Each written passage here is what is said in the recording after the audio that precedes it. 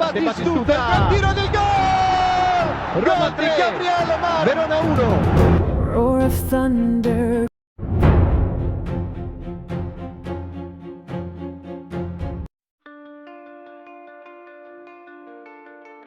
Bryan Cristante kembali membuktikan pentingnya peran dirinya untuk AS Roma.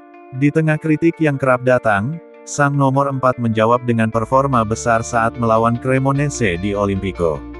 Penampilan ke-350 bersama Giallorossi ia rayakan dengan gol pembuka krusial, sundulan tajam memanfaatkan sepak pojok Pellegrini yang membungkam Audero.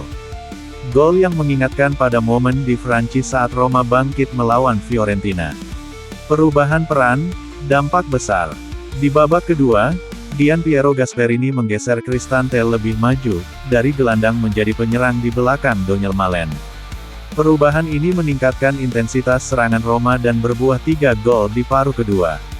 Peran fleksibel bukan hal baru bagi Cristante.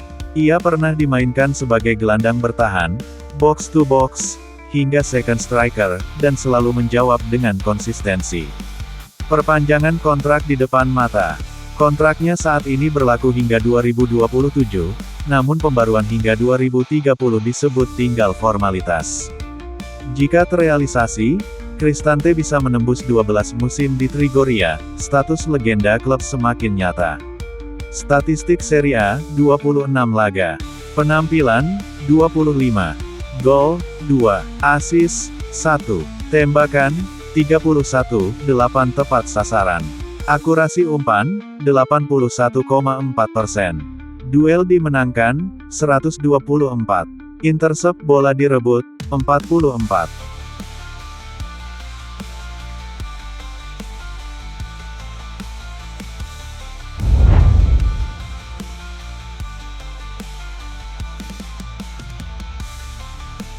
Pelatih Gianpiero Gasperini membuat suasana konferensi pers usai kemenangan AS Roma atas Cremonese menjadi ringan dengan candaan tentang tendangan Manu Kone. Gasperini ditanya soal upaya mencetak gol Kone di laga itu, di mana beberapa tendangan memang belum menemui sasaran. Dengan senyum, sang pelatih berseloroh, "Ini jelas masalah kaki." Candaan ini membuat seluruh wartawan yang hadir tertawa bersama, menunjukkan hubungan santai dan akrab di ruang media.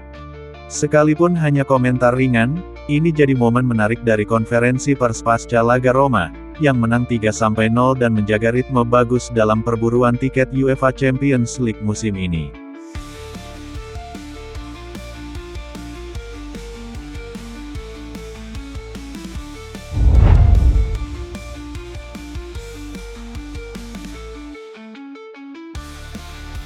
Perkembangan positif datang dari proyek stadion baru AS Roma. Menurut laporan terbaru, pagi ini aktivitas penggalian kembali dilakukan di area ex demolitor, bagian penting dari lokasi pembangunan stadion di kawasan Pietralata. Langkah ini menandai kelanjutan proses setelah sebelumnya sempat melalui tahapan verifikasi teknis. Dimulainya kembali pekerjaan ini menjadi sinyal bahwa proyek terus bergerak menuju fase berikutnya. Tahap penggalian tersebut krusial sebelum dokumen final proyek dapat diproses lebih lanjut oleh otoritas setempat. Aktivitas yang kembali terlihat di lapangan membuat proyek stadion baru Roma semakin mendekati realisasi.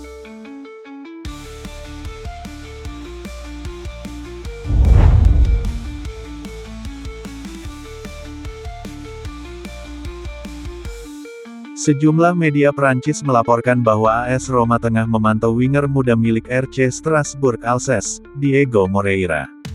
Nilai transfer diperkirakan berada di kisaran 30 juta euro.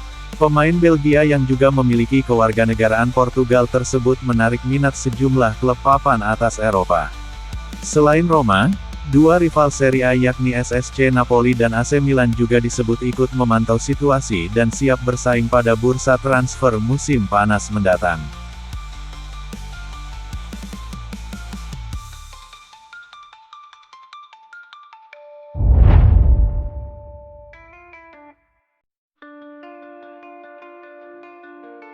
Posisi Totti belum pasti. Negosiasi antara Totti dan Roma untuk kembalinya mantan kapten tersebut ke klub berada di tahap akhir. Diskusi antara kedua pihak sedang berlangsung, dan akan ada lebih banyak diskusi minggu ini untuk mencapai kesepakatan akhir. Waktu pengumuman dan komunikasi masih belum pasti, terutama mengingat metode komunikasi yang diadopsi oleh Friedkins dalam beberapa tahun terakhir.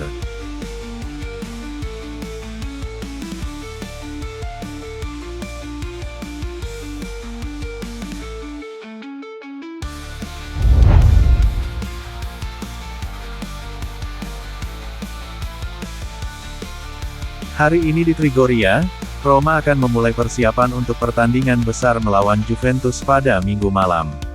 Setelah libur sehari yang diberikan oleh Gianpiero Gasperini, tim Giallorossi akan berkumpul di pusat pelatihan Fulvio Bernardini. Evan Ferguson juga akan absen hari ini. Menurut laporan Il Tempo, sang striker masih berada di Inggris. Beberapa hari terakhir, ia kembali ke Brighton untuk memeriksakan masalah pergelangan kakinya, yang masih membuatnya kesakitan. Karena itu, ia belum kembali ke Roma. Seperti yang dilaporkan surat kabar, Ferguson terbang ke Inggris untuk konsultasi. Klub-klub bertekad untuk sepenuhnya memahami alasan ketidakhadirannya yang berkelanjutan, tetapi belum ada keputusan yang dibuat mengenai kemungkinan operasi. Satu-satunya kepastian adalah dia tidak akan berada di Trigoria hari ini, dan Brighton belum memutuskan bagaimana mereka akan menangani situasinya. Oleh karena itu, kemungkinan dipanggil untuk pertandingan Minggu malam melawan Juventus dikesampingkan.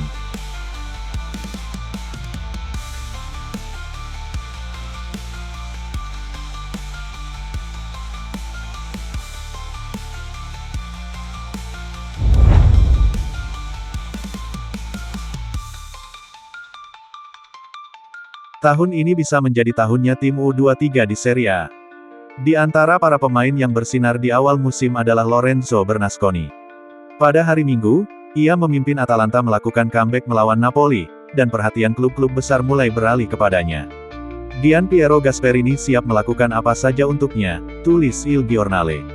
Roma melakukan upaya tersebut pada bulan Januari atas permintaan eksplisit dari pelatih. Mereka mengajukan tawaran 15 juta euro untuk pemain sayap itu, tetapi Atalanta menolak tawaran tersebut dan mengirimnya kembali ke Trigoria. Bernasconi telah menjadi target transfer Roma. Dengan kontrak Zeki Celik yang akan berakhir, Wesley kembali ke posisi bek kanan, Kostas Tsimikas kembali ke Liverpool, dan Angelino yang tidak lagi menjadi pilihan tetap, Gasperini akan membutuhkan bek kiri baru.